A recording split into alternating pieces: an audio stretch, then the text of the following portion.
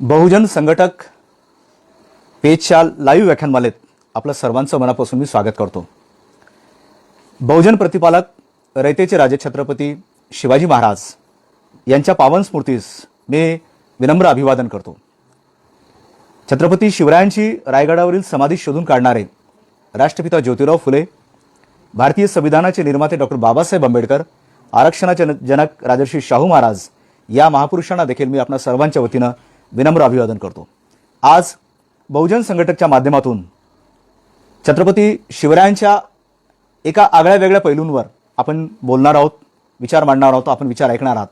आजचा जो विषय आहे तो रयतेचा राजा, बहुजन प्रतिपालक, कुळवाडी भूषण छत्रपती शिवराय अशा पद्धतीचा विषय आहे. आणि या विषयासाठी मला पाचारण करणारे बहुजन संघटकचे सर्व संचालक मित्र, ज्यामध्ये सर्वजितजी बनसोड, राहुलजी खांडेकर, हर्ष स्थूल, सौरभ गाणार यांचे मनापासून हार्दिक अभिनंदन करतो, आभार व्यक्त करतो. त्याचबरोबर ज्यांनी मला तुमची आणि माझी आणि राहुल सरांची भेट घालून देण्याचं काम केलं आहे ते माझे मित्र राजेशजी जुनगरे सर, संजयजी चौरे या दोन्ही मित्रांना देखील मी आपण धन्यवाद देतो. आणि आजचा जो विषय आहे या विषयाच्या निमित्ताने खरं म्हणजे आज छत्रपती शिवरायांची 392वी जयंती आपण संपूर्ण जगभर म्हणण्यापेक्षा भारतातील अनेक देशामध्ये आणि अनेक राज्यामध्ये आणि जगातील अनेक काही देशामध्ये ही साजरी होत आहे. ही साजरी होत असताना एक प्रकारचा उत्साह, एक प्रकारचा एक स्फूर्ती आणि एक प्रेरणादायी असं व्यक्तिमत्व आपल्याला छत्रपती शिवरायांच्या निमित्ताने मिळालेलं आहे. आज या विषयावर बोलत असताना मला या गोष्टीचा विशेष आनंद होतो की मागील 25 वर्षापूर्वी छत्रपती शिवरायांच्या या पुस्तिकेचं म्हणजे छत्रपती शिवरायांचे निष्ठावंत मुस्लिम सैनिक हे माझं पुस्तक 1995ला प्रकाशित झालं. अमेठी पब्लिकेशननं ते प्रकाशित केलं. त्याची अनेक पुनर्मुद्रणे देखील झाली, उर्दूमध्ये आणि तेलुगूमध्ये देखील अनुवाद झाले. या पुस्तकाच्या निमित्ताने मागील 15 ते 20 वर्षापर्यंत मी सातत्याने शिवछत्रपतींच्या या विषयावर वेगवेगळ्या अँगलवर महाराष्ट्रामध्ये बोलत आलो. अलीकडच्या या डिजिटलच्या दुनियेमध्ये हा विषय घेऊन पुन्हा आपल्यासमोर येताना मला एक आनंद होतोय. त्याचं कारण असं आहे की छत्रपतींच्या या विषयावर निष्ठावंत मुस्लिम सैनिक असेल किंवा छत्रपतींचं निधर्मी स्वरूप असेल किंवा छत्रपतींचा सर्वधर्म समभाव असेल किंवा शेतकऱ्यांसाठी केलेलं जे कार्य आहे, या सगळ्या वेगवेगळ्या अंगानं वेगवेगळ्या विषयांवर मांडणी करण्याचं काम सातत्याने आम्ही सामाजिक चळवळीतील मित्र वेगवेगळी पद्धतीने करतच आहोत. आणि पुन्हा मला नव्यानं राहुलजी खांडेकरांनी या विषयासाठी पाचारण केलं. खरं तर त्यांच्या मनापासून मी धन्यवाद व्यक्त करतो की माझ्यासारख्या एका माणसाला त्यांनी या ठिकाणी पाचारण केलं. माझा तो गौरव मी समजतो. आणि बहुजन संघटक आज संपूर्ण देशभरामध्ये 5-5.5 लाख लोकांपर्यंत हा विषय घेऊन जात आहे. या गोष्टीचा निश्चितच गौरव होतो. या सर्व टीमला मी मनापासून धन्यवाद देतो. बंधूंनो, आजचा विषय खास करून राहुलजींनी जाणीवपूर्वक ठेवलेला आहे की एकीकडे छत्रपती शिवराय म्हटलं की आपल्याला एका वेगळ्या अँगलनं, एका वेगळ्या पद्धतीनं त्यांची प्रतिमा आपल्या जनमानसामध्ये निर्माण करण्याचं काम इथल्या प्रस्थापित इतिहासकारांनी काही काळ केलेलं आहे. आणि तीच भूमिका किंवा तेच प्रतिमा अजूनही नव्यानं उजळण्याचं काम वेगवेगळ्या माध्यमातून, वेगवेगळ्या घटनांच्या माध्यमातून आज वर्तमानामध्ये होत असताना दिसते. म्हणून तुमच्यासारखा, माझ्यासारखा किंवा राहुलजी सारखा माणूस या आजच्या अस्वस्थ वर्तमानामध्ये बेचैन झाल्याशिवाय राहत नाही. म्हणून त्यांना कुठेतरी वाटतं की छत्रपतींचं हे खरं स्वरूप जे आहे, कुळवाडी भूषण, छत्रपती कुळवाडी भूषण रयतेचे राजे, हे या पद्धतीचं जे त्यांचं स्वरूप आहे, हे स्वरूप खऱ्या अर्थानं तुम्हा आम्हाला आपलंसं वाटणार आहे.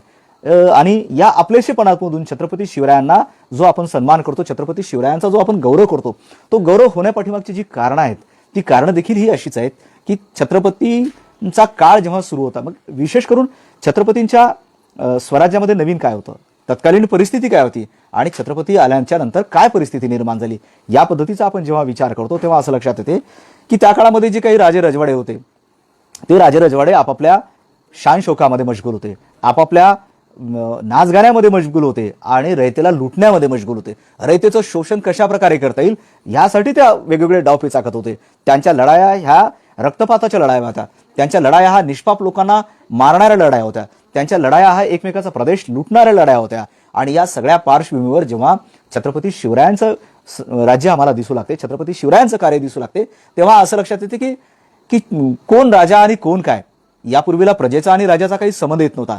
राजाच्या मुतालिक किंवा राजाचा जो कोणी कारभारी असेल तो कारभारी त्या प्रदेशावर राज्य करी आणि पाहिजे तितका महसूल या प्रजेकडून घ्यायचा, रयतेकडून घ्यायचा आणि त्यातला काही महसूल आपल्याकडे ठेवायचा आणि उरलेला महसूल हा राजाकडे सुपूर्द करायचा. पर्यायानं जास्तीत जास्त शोषण इथल्या सर्वसामान्य शेतकऱ्यांचं कुळवाड्यांचं हे होत होतं. अशा परिस्थितीत ज्यावेळेस छत्रपतींचं राज्य आलं, छत्रपती ज्यावेळेस पुण्यामध्ये आले, त्यांच्या जहागिरीमध्ये पाहू लागलेत, त्यावेळेस राजा लोकांना भेटू लागला. हो, मोबाईल उभा कर. राजा लोकांना भेटू लागला आणि लोकांच्या सुखदुःखामध्ये सामील होऊ लागला.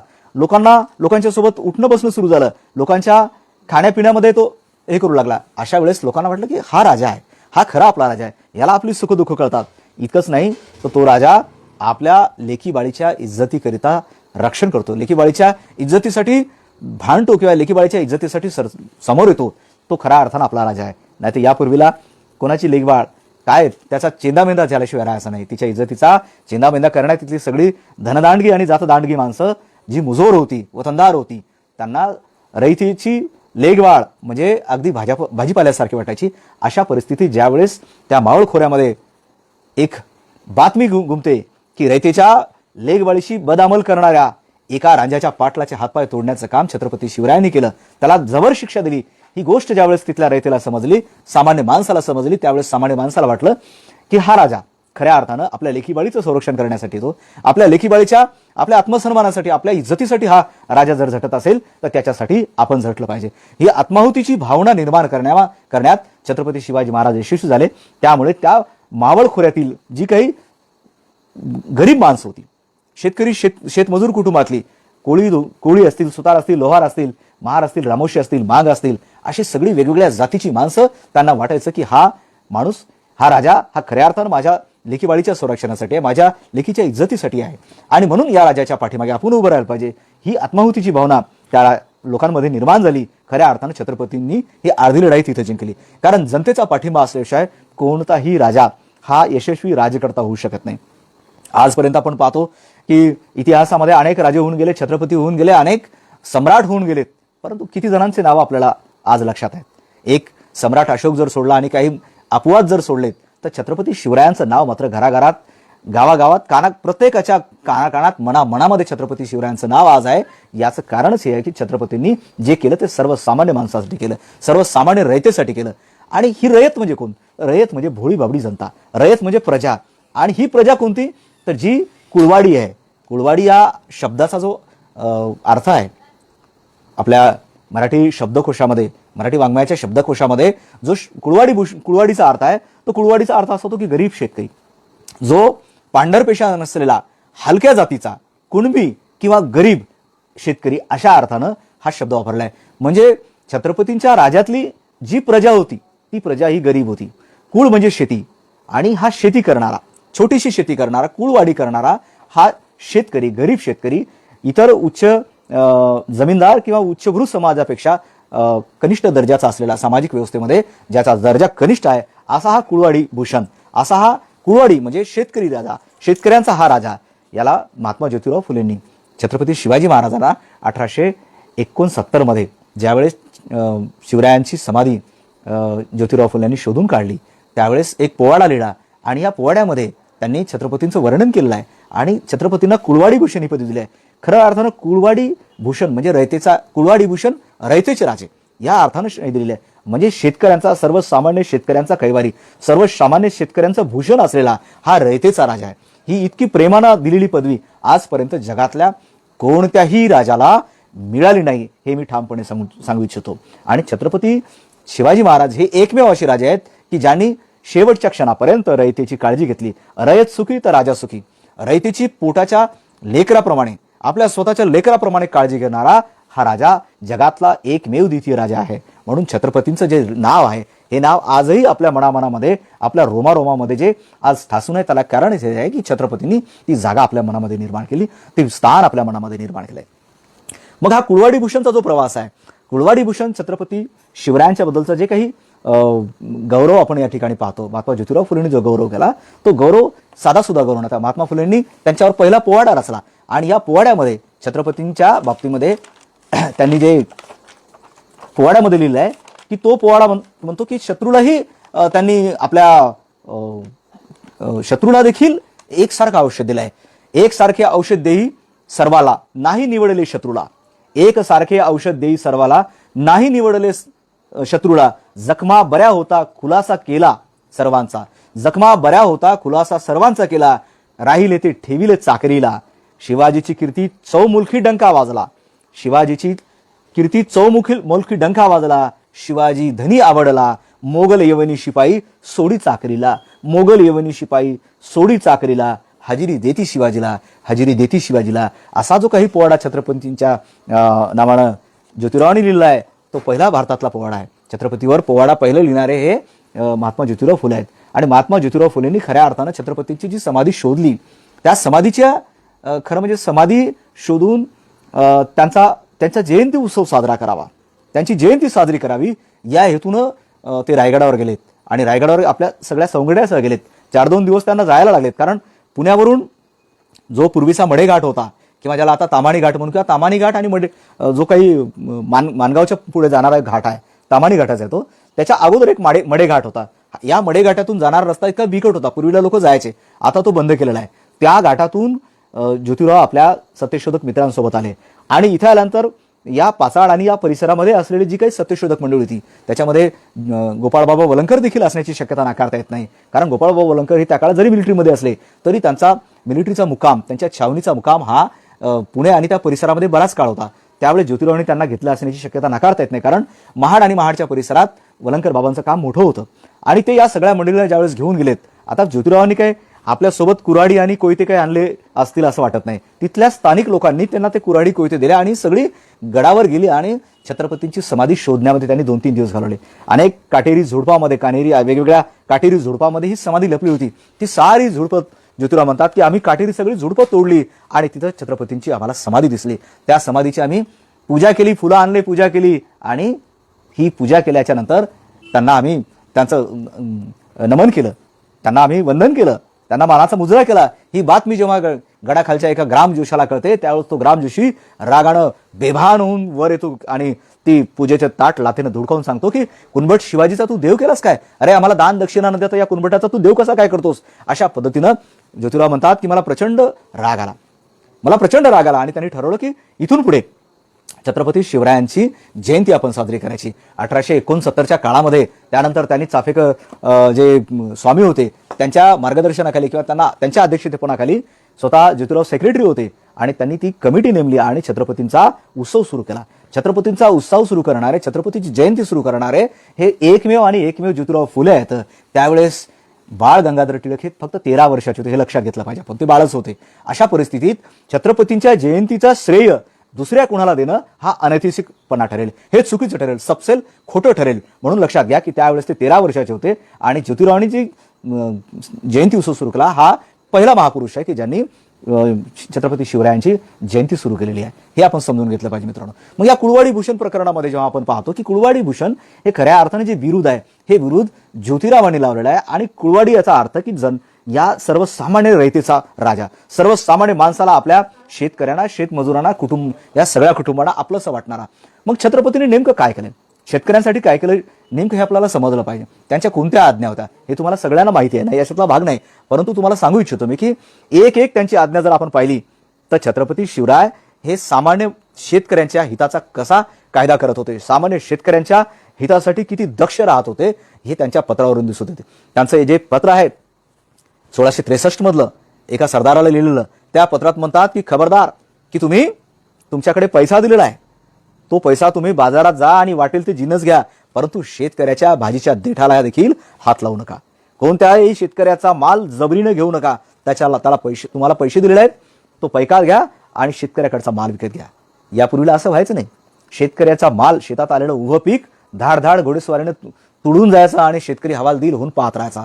आसमानी आणि सुलतानी संकटातून हा शेतकरी कसा बसा वाचला तर पुढच्या वर्षी पुन्हा आणखी शेत पेरायचा आणि पुन्हा याच प्रकारच्या घोडदौडीनं, यवणी, या मुलुकगिरीनं किंवा लढायांनी सगळं रान बेची रखवायचं, सगळं पीक बेची रखवायचं. काय करणार माणूस? अशा वेळेस छत्रपतींनी ज्या आज्ञा दिल्यात त्या सक्त ताकीद देणाऱ्या होत्या. खबरदार, जर तुम्ही शेतकऱ्यांच्या शेतातून आपली घोडे न्याल तर सरळ वाटेने घेऊन जायची. शेतकऱ्यांच्या पिकाला तोशीस देता कामा नये, शेतकऱ्यांच्या कुठल्याही भाजीच्या देठाला हात लावता कामा नये. खबरदार. इतकंच नाही तर ते सांगतात की ज्या ठिकाणी तुमचा डेरा पडेल, ज्या ठिकाणी तुमची छावणी पडेल, त्या छावणीच्या मध्ये झोपताना, तुमच्या राहुटीमध्ये झोपताना, तंबूमध्ये झोपताना रात्रीला दिवा लावून झोपा. म्हणजे दिवा विझवून झोपा.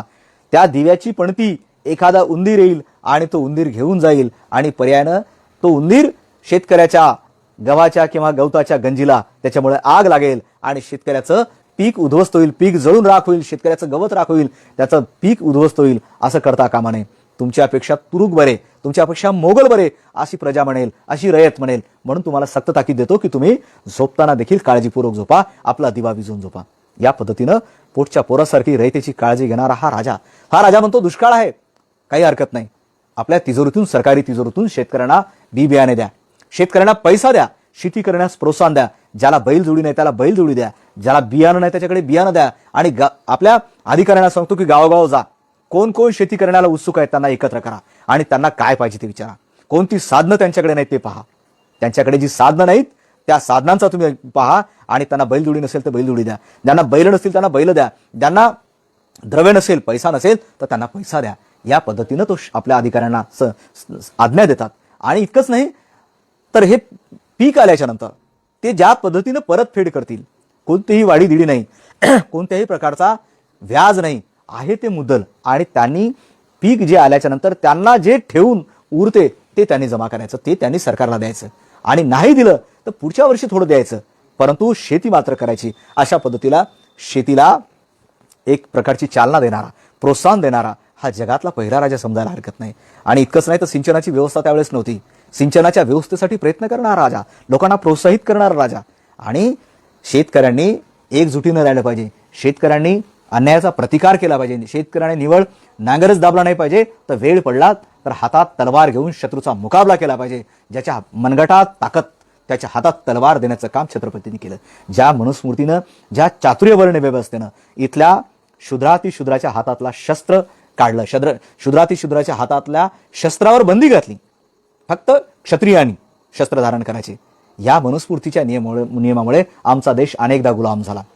इथलं बहुसंख्य जे प्रजाजन आहे, बहुसंख्य लोक जे आहेत, हे बहुसंख्य लोक केवळ आता शस्त्र घेता येत नसल्यामुळं पाहत राहिले आणि लुटणाऱ्याने लुटलंय.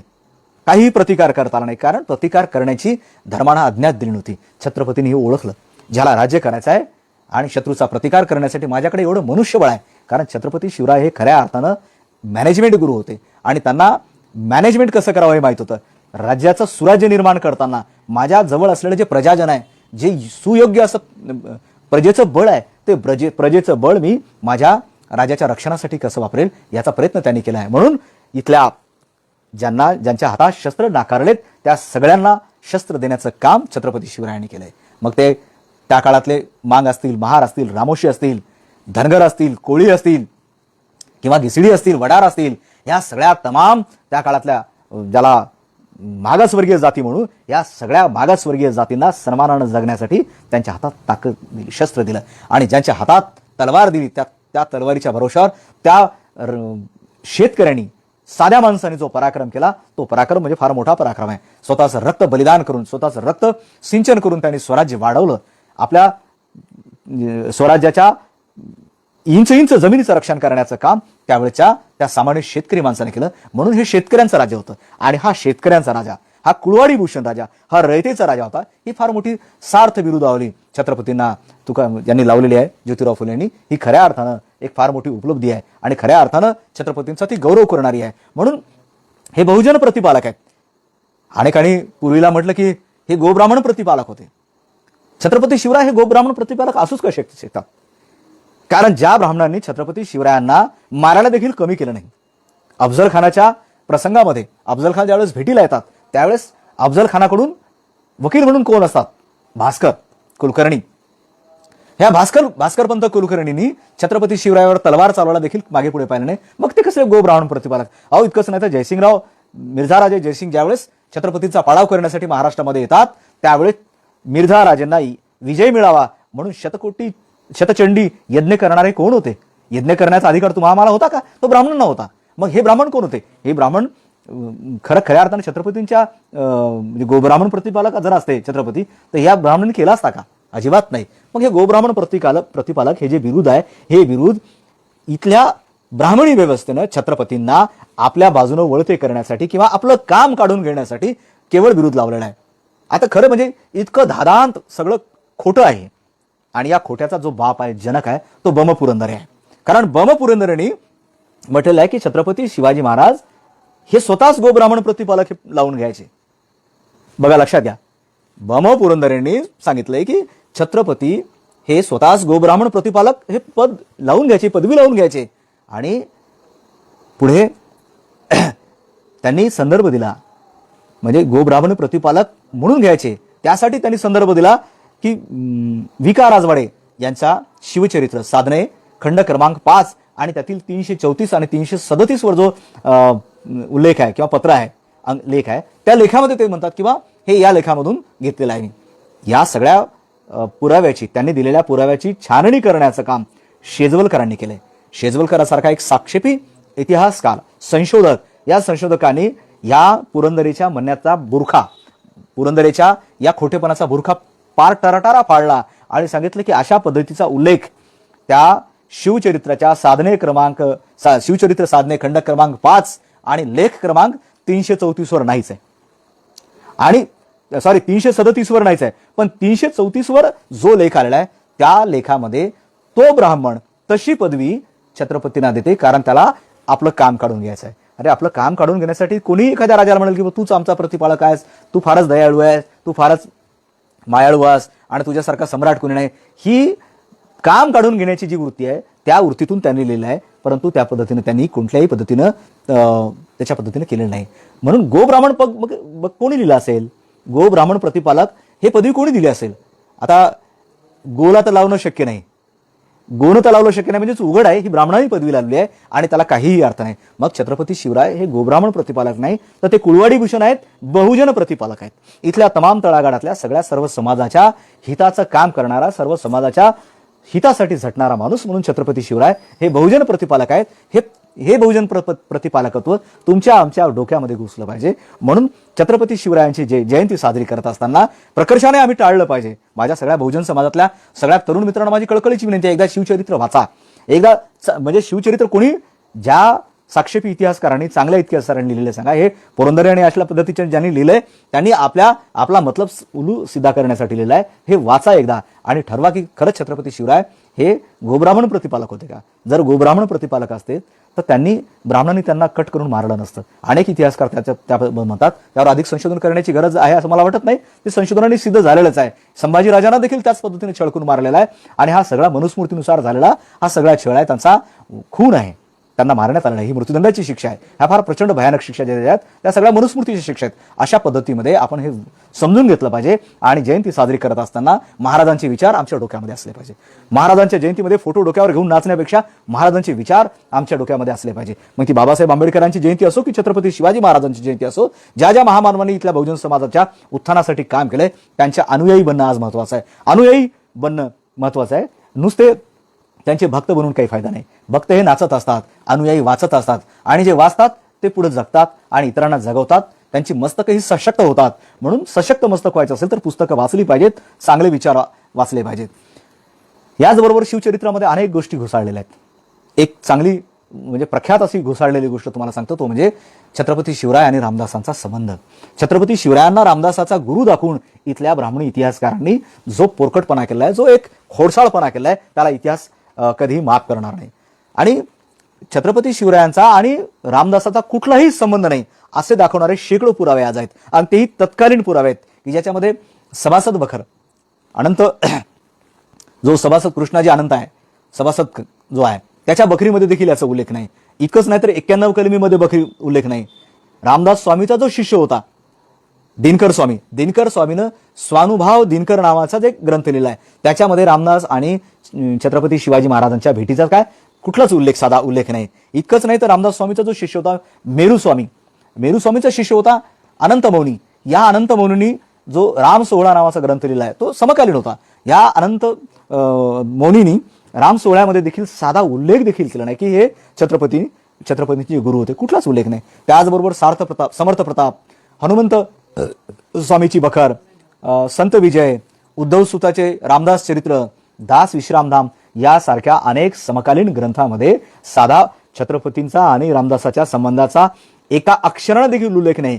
काहींनी आपलं गुरुचरित्र जोडलेलं आहे, त्यामध्ये रामदास कोणाचे गुरु होते हे देखील दाखवलं नाही. मग मात्र मागावून आलेल्या लेखकांनी, मागावून आलेल्या बखरकारांनी आणि खोटारड्या लबाड इतिहासकारांनी यामध्ये हा सगळा प्रसंग घुसळून टाकला आणि सांगितलं की छत्रपतींचे हे खऱ्या अर्थानं गुरु होते आणि छत्रपतींनी आपल्या राज्याचा कागद हा रामदासाच्या झोळीमध्ये टाकला आणि रामदासांनी सांगितलं की हे मला काही राज्य नकोय, हे तृणवत समजतो आणि हे राज्य तू चालव, असं म्हणून छत्रपतींच्याकडे ते राज्य दिलं आणि छत्रपतींनी मग रामदासाच्या नावाने राज्य सुरू केलं. आणि रामदासांचा जो काही भगवा ध्वज आहे तो भगवा ध्वज मग छत्रपतींनी आपला ध्वज म्हणून सुरू केला आहे. नरफाटक लिहितात की जिथं रामदासाचा आणि भगव्या ध्वजाचा काहीच संबंध नाही, तिथं भगव्या ध्वजाचा आणि रामदासाचा काहीच संबंध नाही, तिथं ते राज्य झोळीत देणं आणि हे देणं हा निखालच खोटेपणा आहे.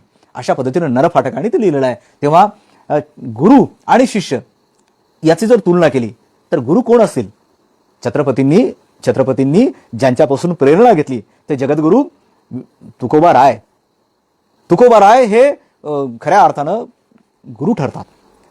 रामदास स्वामीने तुकोबारायांच्या अभंगाला, तुकोबारायांच्या कीर्तनाला महाराज स्वतः जात असत, असे पुरावे आहेत, असे अनेक उल्लेख आहेत. आणि इतकंच नाही तर त्यांची जी काही वैचारिक देवाणघेवाण आहे, वैचारिक पातळी आहे, ती वैचारिक पातळी देखील किती मिळती जुळती आहे.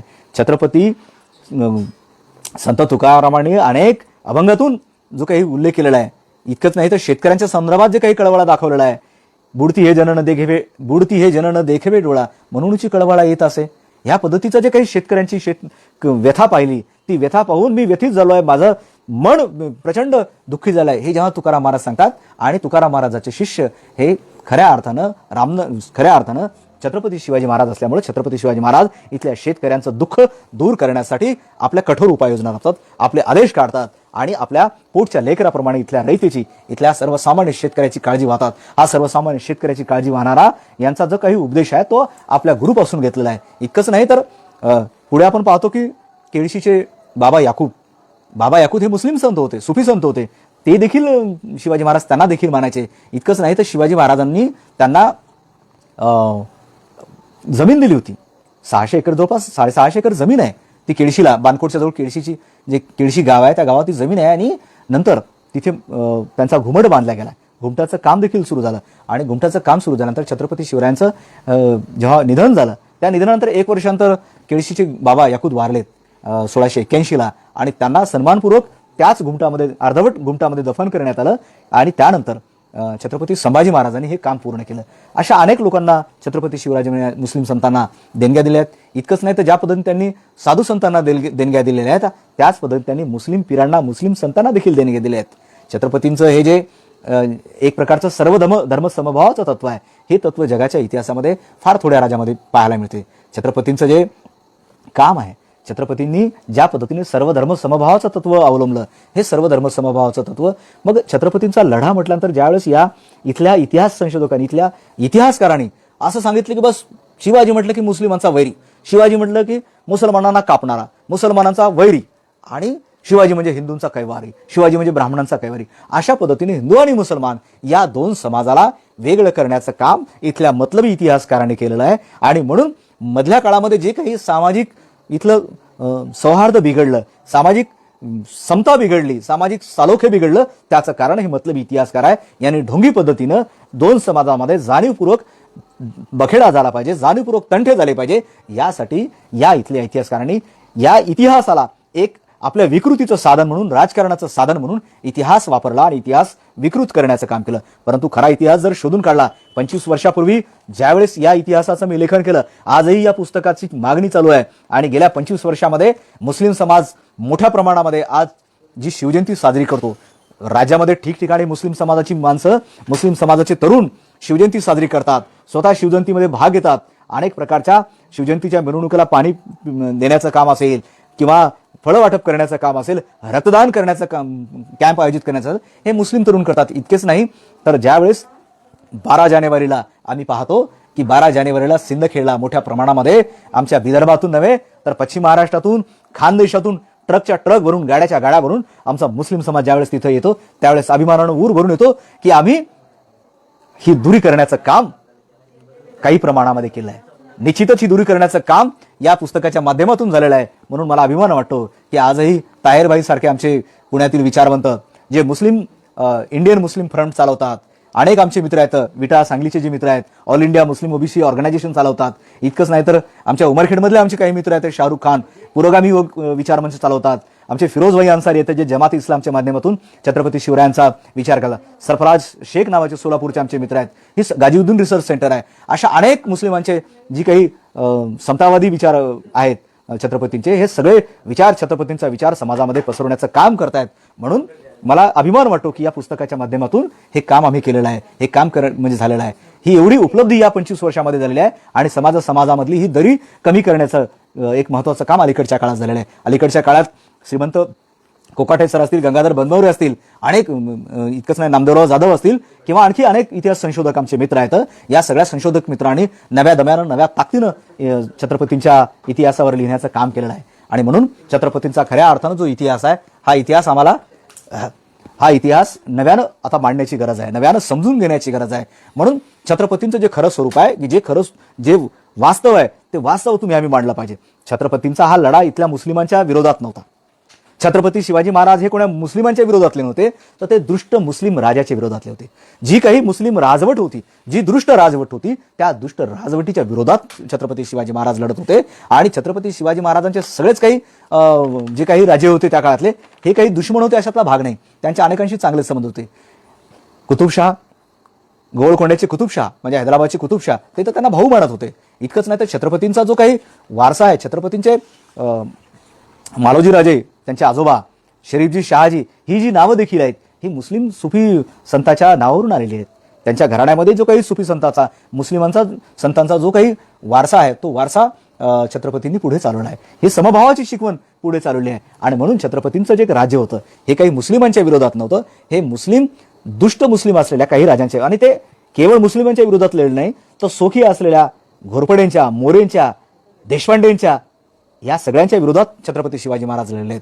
शिवाजी महाराजांना ज्या सोक्यांनी कधी आपलं मानलं नाही, छत्रपती शिवाजी महाराजांना ज्या सोक्यांनी त्रास दिला, त्यांना देखील शिवाजी महाराजांनी सोडलं नाही. अशा पद्धतीने शिवाजी महाराज हे सर्व धर्म समभाव जोपासणारे होते. म्हणून छत्रपतींच्या स्वराज्यामध्ये अनेक मुसलमानांना असं वाटते की या येऊनी चाकरीपेक्षा, पठाणाच्या चाकरीपेक्षा छत्रपती शिवाजी महाराजांची चाकरी केलेली किती ते चांगली आहे. कारण छत्रपती शिवाजी महाराज हे खऱ्या अर्थानं प्रत्येक समाजाला न्याय देणार आहेत.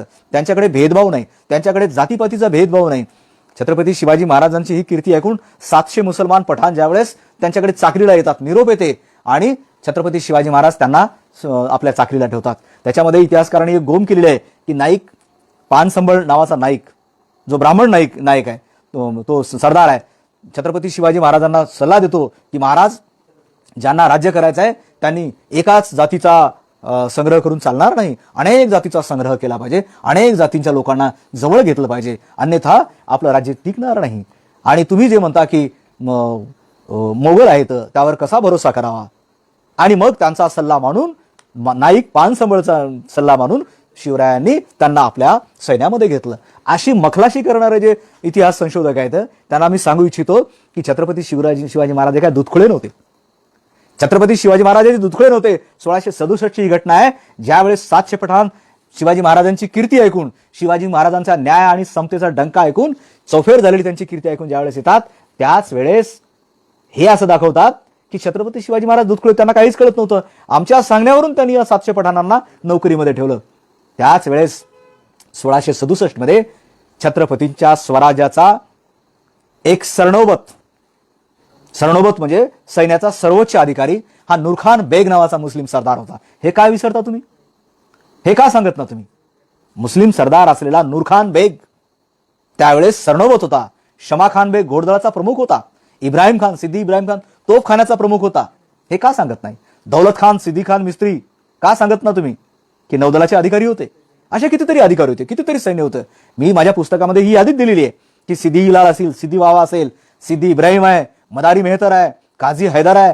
काझी हैदरचा त्यांचा पर्सनल सेक्रेटरी होता. काझी हैदर हा वकील होता. एकीकडे औरंगजेबाचा वकील, इकडे भास्कर कुलकर्णी असतो, म्हणजे एक ब्राह्मण असतो, ते चालते.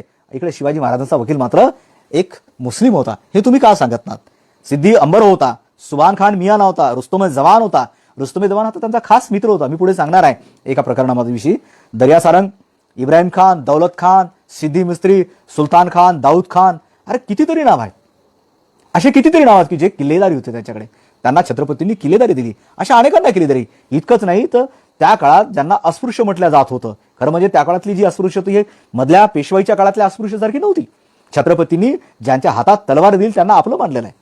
छत्रपतींच्या अगदी सन्मानजनक वागणूक छत्रपतींनी त्या काळातल्या अस्पृश्य म्हणजे ज्याला आपण म्हणतो या मागासवर्गीय असलेल्या महार समाजाला दिलेली आहे. हे का विसरता तुम्ही? इतकंच नाही तर त्यांच्याकडे किल्लेदारी, इतकंच नाही तर तटबंदीचं रक्षण करण्याचं, दरवाजाचं रक्षण करण्याचं काम, त्या पायवाटांचं रक्षण करण्याचं काम, किल्ल्याच्या किल्लेदारीचं रक्षण करण्याचं काम, किल्ल्याच्या तटबंदीचं रक्षण करण्याचं काम, किल्ल्यात येणाऱ्या प्रत्येकावर नजर ठेवण्याचं काम, जासूसी करण्याचं काम देखील इथल्या महार अस्पृश्य माणसांना छत्रपती शिवाजी महाराजांनी दिले. हे का विसरता? इतकंच नाही तर अनेकांना पाटीलके दिल्यात. इतकंच नाही तर जिजाऊ महासाहेबाच्या गोत सभेमध्ये म्हणजे जी न्यायदानाची सभा असायची, त्या न्यायदानाच्या सभेत काही महार माणसं देखील असायची. भिकनाक बापनाक नावाचा जो माणूस आहे, जो त्या खोऱ्यामधला आहे, त्या खोऱ्यामधल्या न्यायनिवाड्यामध्ये जिजाऊ महासाहेबाच्या गोत सभेमध्ये बसून न्यायदान करता येईल इतकी व्यवस्था जिजाऊनी समानतेची व्यवस्था केली होती. इतकंच नाही तर जिजाऊचा जो राजवाडा आहे, जिजाऊचा राजवाडा हा पाचाडमध्ये आहे. रायगडाच्या अगदी पायथ्याच्या खाली जिजाऊ महासाहेबाची समाधी आहे. त्या समाधीच्या समोर हा जो सगळा वाडा आहे किंवा हे जे सगळे गाव आहे ते पाचाड गाव आहे. आणि हे पाचाड गावातली मंडळी गायकवाड मंडळी आहे. ही सगळी गायकवाड मंडळी एकेकाळची अस्पृश्य असलेली महार असलेली मंडळी आहे, जी नंतर बौद्ध झाली बाबासाहेबांच्यामुळे. ही पाचाडची मंडळी ही रायनाकाची वंशज असलेली, रायनाक हा रायगडाचा किल्लेदार होता एकेकाळी, त्या रायनाकाची वंशज असलेली, रायनाकांचा वारसा चालवणारी ही मंडळी गायकवाड मंडळी आहे. आणि छत्रपतीच्या माँसाहेब जिजाऊ महासाहेबांच्या किल्ल्यात म्हणजे वाड्याच्या भोवतीला जे 3 परकोट होते, 3 सैनिकांचे 3 पहाऱ्याचे कोट असायचे, त्या 3 कोटामधला अत्यंत पहिला कोट आणि अत्यंत जवळचा कोट हा महार सैनिकांचा होता. आणि यामध्ये दासगाव असेल, वीरगाव असेल किंवा आजूबाजूची जी काही रावडळ असेल, या अलीकडच्या महाडच्या आजूबाजूच्या गावातली ही सगळी महार सैनिक असायची. ही इतकी विश्वास होती, इतकी इमानदार होती की जिजाऊ महासाहेबांना आपला जीव की प्राण समजायची. अशा अनेक प्रसंग आहेत की जिजाऊंचं आणि महार समाजांचं, जिजाऊचं आणि मागासवर्गीय समाजांचं जे काही नातं आहे, जे काही रिलेशन आहे, हे सांगण्यासाठी वेळ अपुरा पडेल. आपण विषयाकडे भरकटत जाऊ. फक्त एवढं सांगतो की छत्रपती शिवाजी महाराजांनी जी सामाजिक व्यवस्था आहे, त्या काळातली जी सामाजिक व्यवस्था होती, त्या सामाजिक व्यवस्थेमध्ये देखील कशा पद्धतीने आमूलाग्र बदल करता येतील हा प्रकार पाहिला आहे.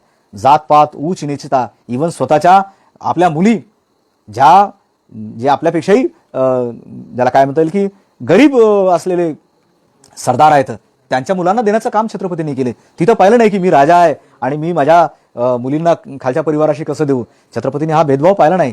छत्रपती हे मानवतावादी राजे होते. छत्रपती हे खऱ्या अर्थानं समतावादी राजे होते आणि म्हणून त्यांनी त्यांच्या राज्यामध्ये खऱ्या अर्थानं समता आणण्याचा प्रयत्न केला आहे. या छत्रपतींनी ज्यावेळेस रायगडावर शिवराज्याभिषेकांचा सोहळा चालू होणार होता, या शिवराज्याभिषेकाच्या सोहळ्यामध्ये ज्यावेळेस अनेक इमारतींचं बांधकाम चालू होतं, त्यावेळेस त्या बांधकामाची पाहणी करत असताना छत्रपती पाहतात की इथल्या प्रजेसाठी जगदीश्वराचं मंदिर बांधण्यात आलं. फार सुंदर जगदीश्वराचं त्यावेळेस मंदिर बांधलं. त्यावेळेस ते तिथल्या प्रधानाला म्हणतात याला म्हणतात की तुम्ही जगदीश्वराचं मंदिर बांधलं, पण माझ्या मुस्लिम प्रजेसाठी नमाज अदा करण्यासाठी मस्जिद कुठे आहे? इथे मस्जिद बांधा रायगडावर. छत्रपतींच्या आदेशानुसार रायगडावर मस्जिद बांधली आणि रायगडावर मस्जिदीवर नमाज देण्यासाठी एक राईकर नावाचा मुस्लिम मौलवी खालच्या लोणशा नावाच्या गावातून, निजामपूरच्या तिथल्यातून तो तिथं नेमणूक केली. त्याला 4 रुपये हा सालाना बिदागी होती, त्याला तनखा होता. आणि छत्रपतींनी त्याची ते नेमणूक करून तिथल्या मुस्लिम प्रजेसाठी खऱ्या अर्थानं त्यांनाही धार्मिक स्वातंत्र्याचा अधिकार छत्रपतींनी बहाल केला आणि त्या मस्जिदीमध्ये त्यांनी नमाज पठणाला सुरुवात केली. एवढं एक आदर्श आम्ही लक्षात घेतलं पाहिजे. आणि ज्यांनी छत्रपती की जय म्हणून शिवाजी महाराजांचा जय जयकार करून मस्जिदी पाडल्यात, त्यांनी हे लक्षात घ्यावे की छत्रपतींनी मस्जिदी पाडल्या नाहीत, मस्जिदी बांधलेल्या आहेत. इतकंच नाही तर अनेक मस्जिदींना त्यांनी वतनं दिलेली आहेत. ज्या पद्धतीनं त्यांनी अनेक मठांना वतनं दिली, त्याच पद्धतीनं त्यांनी अनेक मस्जिदींना, सुफी दर्ग्यांना देखील दिलेले आहेत. छत्रपतीच्या नावाचा गैरवापर करणं, छत्रपतींना या पद्धतीनं आपल्या स्वार्थासाठी राबवून घेणं किंवा वापर करणं, गैरवापर करणं हे अत्यंत चुकीचं आहे. हे तुम्ही आम्ही लक्षात घेतलं पाहिजे. आमच्या खास करून बहुजन समाजाच्या तरुणांनी लक्षात घेतलं पाहिजे की ज्यांनी या पद्धतीनं छत्रपतींचा गैरवापर केला ते आमच्या डोक्यामध्ये वेगळं विष पेरू इच्छितात. छत्रपतींच्या नावानं आमच्या मनामध्ये विकृत विष घालू इच्छितात आणि आमच्या मध्ये असलेले जे काही सामाजिक सद्भाव आहे तो सद्भाव आमचा विघटन करू पाहत आहेत, आमच्यामध्ये दरी निर्माण करू पाहत आहेत, ही दरी आम्ही हाणून पाडली पाहिजे. म्हणून छत्रपतींना समजून घेताना, छत्रपतींचं हे सगळं स्वरूप पाहत असताना आम्ही खऱ्या अर्थानं छत्रपतींना समजून घेतलं पाहिजे, फार आवश्यक आहे ते. आणि याच छत्रपतींनी ज्यावेळेस केवळ मी मगाचा मुद्दा परत एकदा घेतो की शत्रू म्हणून कोणाचा म्हणजे जाणीवपूर्वक त्यांनी छळ केला नाही. अफजल खानाच्या निमित्तानं ज्यावेळेस अफजल खान शिवाजी महाराजांवर चालून आला आणि शिवाजी महाराज ज्यावेळेस अफजल खान चालून येत आहे त्यावेळेस अफजल खान हा शिवाजी महाराजांना मारणार आहे. ही जी गुप्त खलबतं त्या दरबारामध्ये झालीत, आदिलशहाच्या दरबारामध्ये झालीत आणि अफजल खानाने शिवाजी महाराजांना पकडून आणण्याचा किंवा मारण्याचा जो काही विडा उचलला, ही बातमी शिवाजी महाराजांना त्यांच्या एका मित्राने दिली. त्या मित्राचं नाव आहे रुस्तुमे जमान.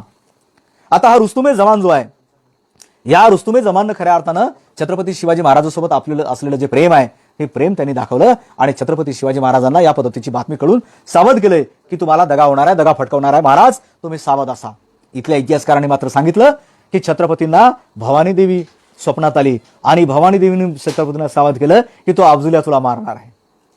आता मला सांगा, ठीक आहे, भवानी देवी छत्रपतींच्या स्वप्नामध्ये आली आणि त्यांनी तिला छत्रपतींना तलवार देखील दिली, इथपर्यंतही आम्ही मान्य करू.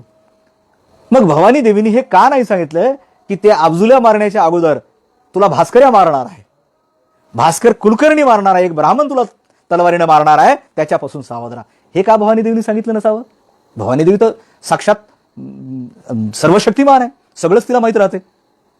मग तिनं का सांगितलं नसावं? ही लोणकडी थाप किंवा आमच्या डोळ्यावर एक अंधश्रद्धेची झापट टाकण्याचं काम इथल्या इतिहासकारांनी केलेलं आहे. सत्य हे आहे की ही बातमी रुस्तुमे जमानने सांगितली. आता माझा प्रश्न, तुम्ही मला विचाराल की रुस्तुमे जमाननं का केलंय? रुस्तुमे जमाननं शिवाजी महाराजांसोबत म्हणजेच तो आदिलशहासोबत दगाबाजी करून रुस्तुमे जमान इकडे शिवाजी महाराजांची चाकरी करत होता काय? रुस्तुमे जमानने असं काय केलं असेल? त्याचं कारण असं की रुस्तुमे जमानचे वडील रणदुल्ला खान आणि शहाजी महाराज हे दोघेही मित्र होते, दोघे आदिलशाही दरबारी होते. आणि रुस्तुमे जमानच्या वडिलांची जी काही जहागिरी आहे ती जहागिरी कप्तानं बळकावण्याचं काम अफजल खानने केलेलं आहे. आणि अफजल खानाने कप्तानं बळकावून रुस्तुमे जमानच्या वडिलांना मारलंय, त्याची जहागिरी जप्त केली, म्हणजे जहागिरी स्वतःच्या नावाने करून घेतली. हा राग रुस्तुमे जमानला होताच. आणि म्हणून अशा कपटी माणसाला साथ देण्यापेक्षा जो सर्वसामान्य माणसासाठी काम करतो, सर्वसामान्य माणसाच्या, शेतकरी शेतमजुराच्या आणि हिंदू आणि मुसलमान इतक्या सगळ्या प्रकारच्या सगळ्या जातीसाठी एक सारखं काम करतो, अशा या राजाला आपण सावध केलं पाहिजे, ही भावना त्याच्या पाठीमागची होती. आणि म्हणून रुस्तुमे जमाननी खऱ्या अर्थानं त्यांना मदत केली. केवळ इथंच मदत केली नाही तर अनेक मोहिमामध्ये रुस्तुमे जमाननी छत्रपतींच्यावर जी काही मोहीम चालून येत असेल त्या मोहिमेची गुप्त बातमी देण्याचं काम देखील केलं. इतकंच नाही तर खुद्द रुस्तुमे जमानला एकदा शिवाजी महाराजांच्या विरोधात मोहीम लढावं लागली. त्यावेळेस रुस्तुमे जमाननी आपल्या वेगवेगळ्या खेडीमधून शिवाजी महाराजांना पळून जायला किंवा त्यांना मोहिमेतून पुढे जायला मदत केली आणि आपण मात्र माघार घेतली, हे तुम्हाला समजून सांगता दिसेल असं. आणि ह्या पद्धतीनं शिवाजी महाराज खऱ्या अर्थानं सर्वसामान्य माणसाला आणि शत्रूच्याही मनामध्ये त्यांनी या पद्धतीनं एक हे केलं होते. मग ज्यावेळेस अफजल खानाचा ज्यावेळेस त्या युद्धामध्ये एक विरोधक म्हणून मारला जातो, खरं म्हणजे मुस्लिम म्हणून नाही, विरोधक म्हणून तो मारला गेलेत. आणि विरोधक म्हणून मारला गेले तर त्या विरोधकाचं देखील, शत्रूचं देखील सन्मानपूर्वक दफन करण्याचं काम, सन्मानपूर्वक त्यांना विधिवत त्यांचं प्रेत दफन करण्याचं काम छत्रपती शिवाजी महाराजांनी केलं आहे. पंडित महादेव शास्त्री जोशी म्हणतात की प्रतापगडावर पाहण्यासारखं काय? तर प्रतापगडावर जर जायचं असेल, तर पाहायचं असेल तर अफजल खानाची कबर पहा. छत्रपतींच्या खऱ्या स्वभावाचं किंवा खऱ्या चरित्राचं दर्शन तिथं घडेल की छत्रपती माणूस काय होते, छत्रपती किती विशाल अंतःकरणाचे होते, हे जर पाहायचं असेल तर त्या अफजल खानाची कबर पहा. आणि केवळ अफजल खानाची कबरच बांधून शिवराय थांबले नाही, तर त्या कबरीला दिवाबत्ती लावण्यासाठी सरकारी तिजोरीतून त्यांनी खर्चाची तरतूद केली. ज्यावेळेस त्यांची पकडलेली मुलं आणि सैन्य होतं यांना भेटायला शिवाजी महाराज ज्यावेळेस त्या कारागृहात गेलेत, त्यावेळेस अफजल खानाची 2 मुलं अशी लटालटा कापत होती की आता आपलं काही खैर नाही, आपल्या अबुजानला तर मारले, आता आपली काही खैर नाही. जसे जसे शिवाजी महाराज जवळ येतात तसे तशी ही दोन्ही मुलं अगदी कापायला लागतात, थरथर कापायला लागतात. त्यांना असं वाटतं की आता साक्षात आपला मृत्यू जवळ आहे. पण जसं जसं शिवाजी महाराज जवळ येतात त्यांच्या चेहऱ्यावरचे भाव बदलतात, त्यांचा करुणामयी चेहरा त्यांना दिसतो आणि डोळे डबडबडलेले दिसतात. ते जवळ येतात आणि त्या दोन्ही पोरांना कवटेत घेतात, मिठीत घेतात, कवटाळतात, कुरवाळतात आणि सांगतात, बाबांनो, तुमच्या अबुजानला मला शत्रू म्हणून मारावं लागलं, माझा नाईलाज होता, परंतु मी तुमच्याशी तसं करणार नाही. त्यांचा मान सन्मान केला आणि त्यांना धनद्रव्य देऊन त्यांनी पाठवलं, त्यांच्या सोबत्यांनाही पाठवलं. हा मनाचा विशालपणा, मनाची इतकी विशालता शिवाजी महाराजांशिवाय दुसऱ्या कोण्या राजामध्ये आपल्याला दिसून येते का? आणि म्हणून शिवाजी महाराज हे आम्हाला आमचे वाटतात, म्हणून शिवाजी महाराज हे रयतेचे राजे वाटतात, हे कुळवाडी भूषण वाटतात, बहुजन प्रतिपालक वाटतात. म्हणून शिवाजी महाराज त्यांची जयंती आज आम्ही साजरी करतो. आम्ही खऱ्या अर्थाने ही जयंती साजरी करतो त्याचं कारण हे आहे. हा बहुजन समाज जयंती साजरी करतो त्याचं कारण आहे शिवाजी महाराजांच्या या सगळ्या म्हणजे वर्णन, शिवाजी महाराजांच्या विचाराचं वर्णन किंवा शिवाजी महाराजांच्या बद्दल तिथल्या सैनिकांना काय वाटायचं, सर्वसामान्य माणसाला काय वाटायचं, याचं वर्णन एक पोर्तुगीज इतिहासकार आहे, कॉस्मा डा गाड्रा. त्यांचं नाव पुन्हा सांगतो, कॉस्मा डा गाड्रा हे पोर्तुगीज इतिहासकार आहे आणि त्यांचं एक चरित्र आहे, त्यांनी लिहिलं शिवाजी महाराजांचं पोर्तुगीज भाषेतलं पहिलं चरित्र आहे, ई विकास डी अकोसो जो फेलिसेसिमो सेवाजी या नावाचं त्यांचं चरित्र आहे. या चरित्रामध्ये तो म्हणतो की त्यांचा एकही सेवक किंवा त्यांची एकही प्रजा अशी आनंदित झाली नाही की ज्या वेळेस त्यांची आग्र्याहून सुटका झाली, प्रत्येकाने ईद आणि दिवाळी साजरी केली, सगळ्यांना आनंद झाला. असा एकही त्यांचा प्रजेतला, एकही राजातला एकही रयत राहिला नाही, एकही माणूस राहिला नाही की ज्याला आनंद झाला नाही. म्हणजे आपल्या राजाची सुटका झाली आणि सुखरूप आपला राजा परत आलाय याचं वर्णन त्या कॉस्मा डा गाड्राने केलेलं आहे. ते वाचण्यासारखं आहे, मुळातून वाचण्यासारखं आहे. अनेक इतिहासकारांनी या पद्धतीने लिहिलेलं आहे. म्हणून शिवाजी महाराजांचं सत्य स्वरूप समजून घेणं, शिवाजी महाराजांचं आकलन करणं हे जाणीवेच्या पातळीवर आम्ही लोक आमचा महापुरुष म्हणून एका महापुरुषाला आमच्या जातीत बसवतो. मी ज्या जातीचा आहे त्या जातीच्या महापुरुषाला माझ्या जातीत बसवतो, माझ्या जातीच्या चौकटीत बसवतो. बाबासाहेबांना आम्ही आमच्या जातीच्या चौकटीत बसवलंय, महात्मा फुलेंना आम्ही आमच्या जातीच्या चौकटीत बसवलं, इकडे छत्रपती शिवाजी महाराजांना देखील आम्ही त्याच अस्मितेनं जातीच्या चौकटीत बसवतो. पण या महापुरुषांनी जाती तोडण्याचं काम केलंय, या महापुरुषांनी जातीय व्यवस्था उद्ध्वस्त करून अखिल मानव जातीला एक करण्याचं काम केलं. त्यांनाच आम्ही जातीच्या चौकटीत बंदिस्त काम करत असू तर आम्ही त्यांचे अनुयायी नाही, आम्ही त्यांच्या विचाराचे मारक आहोत, त्यांच्या विचाराचे वारसदार नाहीत, तर आम्ही त्यांचे विचार मारण्यावर होतो, लक्षात घ्या. म्हणून महापुरुषांनी जाती तोडण्याचं काम केलंय. या महापुरुषांना जातीच्या चौकटीत बसू नका.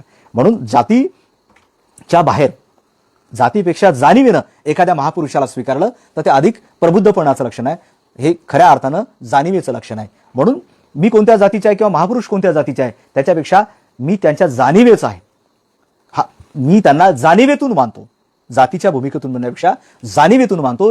ही जाणीव, ज्याला काय म्हणतो आपण, ही जाणीव प्रगट होणं किंवा जाणीवेचा विकास होणं हे खऱ्या अर्थानं माणसाचं प्रबुद्ध होण्याचं लक्षण आहे. म्हणून प्रत्येक माणसाने आपल्या जाणीवेच्या पातळीवर, आपल्या प्रबुद्धतेच्या पातळीवर इथल्या महापुरुषांना समजून घेणं गरजेचं आहे. म्हणून जातीयतेच्या किंवा जातीच्या चौकटीत छत्रपती शिवरायांना बसू नका. छत्रपती शिवराय हे केवळ एका जातीचे नाहीत, तर ते समस्त मानव जातीचे आहेत, इथल्या विश्वाचे आहेत.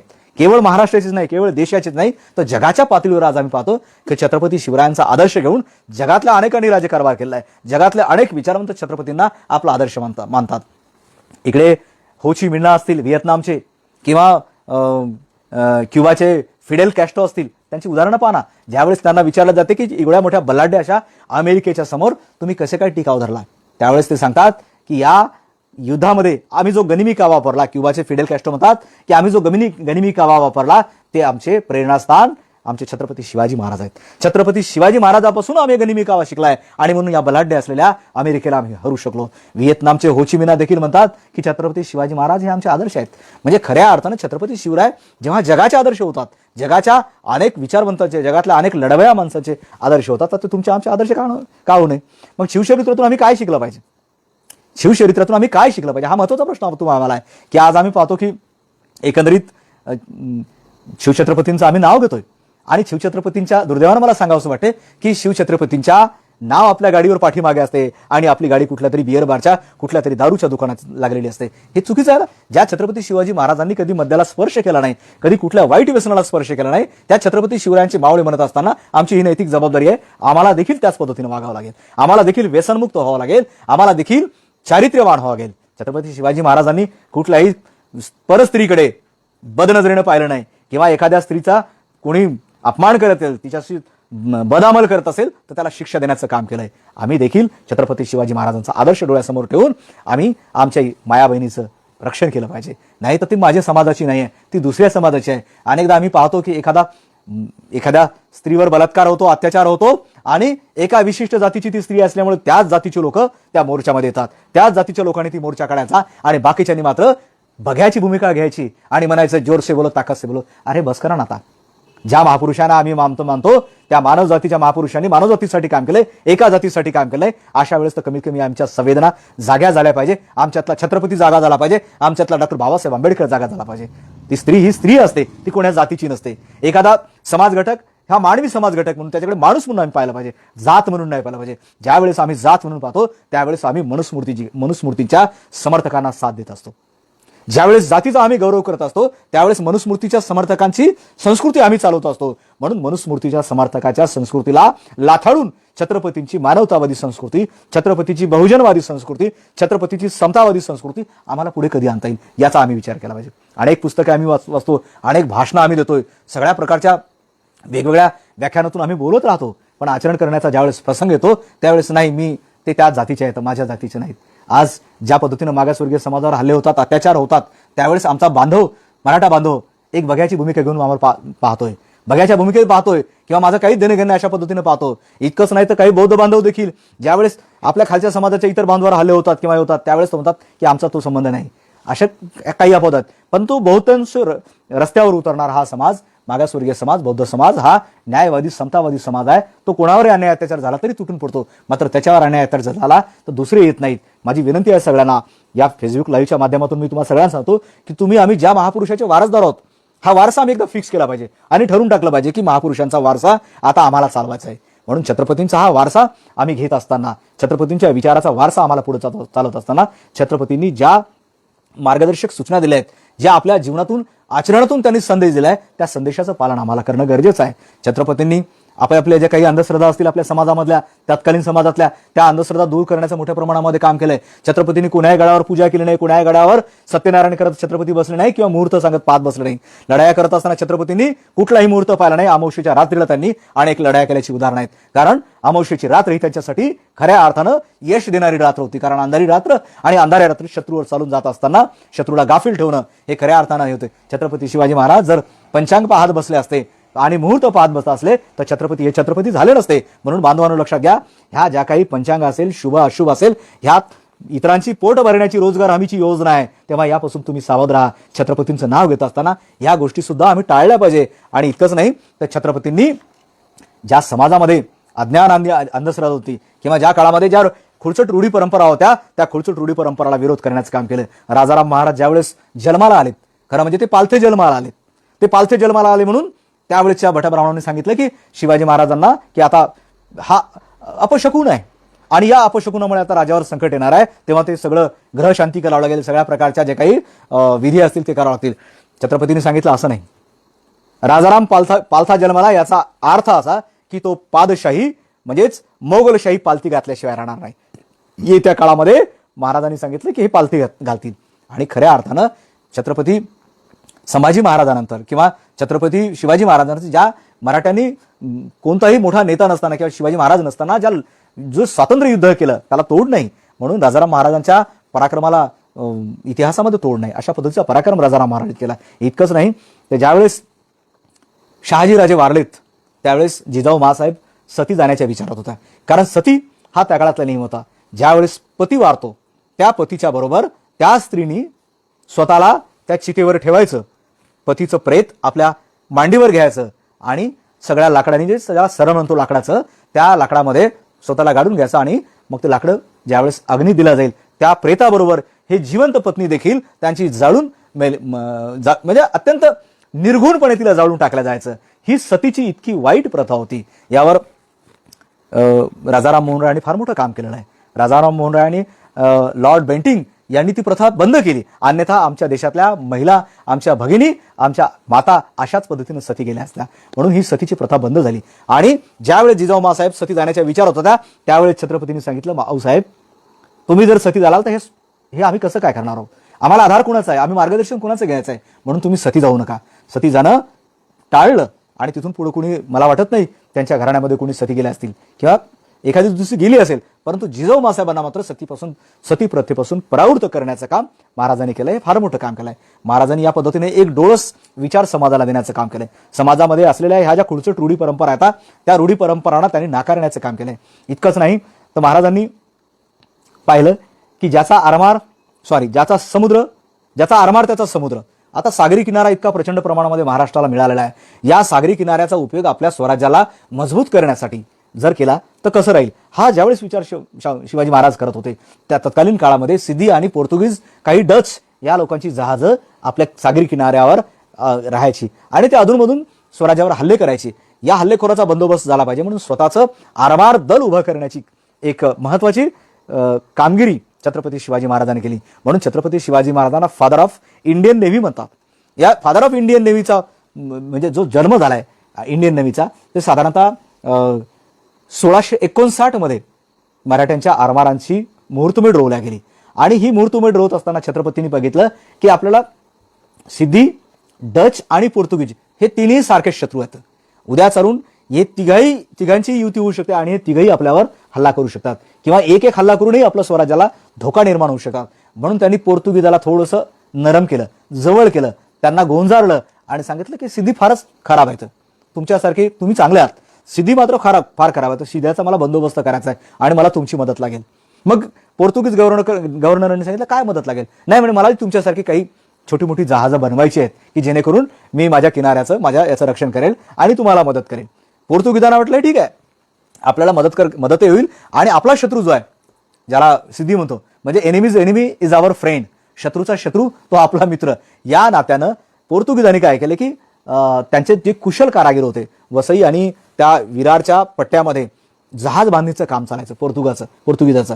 तर पोर्तुगीजांनी आपल्याकडचे जे 2 कारागीर होते उत्तम जहाज बांधणारे कारागीर, त्यांचं नाव आहे रुया लैलाव वियगस आणि त्यांचा मुलगा फेर्नाव वियगस.